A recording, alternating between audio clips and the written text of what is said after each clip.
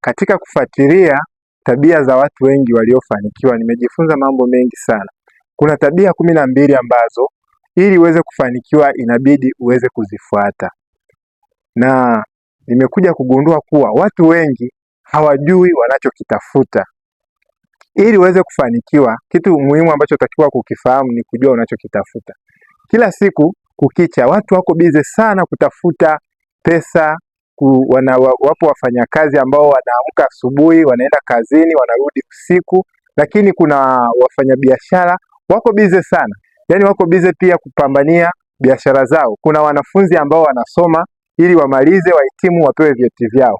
Lakini kuna wanafunzi wengine ambao kila siku asubuhi wanaamkia kusoma kwenye mitandao ya kijamii ili waweze kupata maarifa mbalimbali, waweze kufaulu mitihani yao.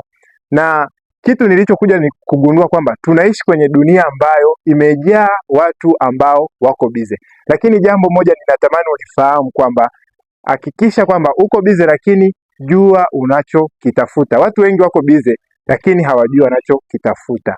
Je, jiulize hata wewe leo. Je, uko bize, unafanya biashara, wewe ni mfanyakazi wa serikali, labda wewe ni mwanafunzi, lakini swali muhimu ambalo itakuwa ujiulize, je, unajua unachokitafuta? Ukipata jibu la hili swali, basi utakuwa unaenda sehemu ambayo ni nzuri sana na kesho yako itakuja kuwa ya mafanikio makubwa sana. Weka hapo kwenye komenti kama unajua unachokitafuta, sema mimi najua ninachokitafuta, na kama hujui sema sijui ninachokitafuta. Zeni nitakuelewesha na kukuelimisha jinsi gani unaweza ukajua kitu unachokitafuta ni nini.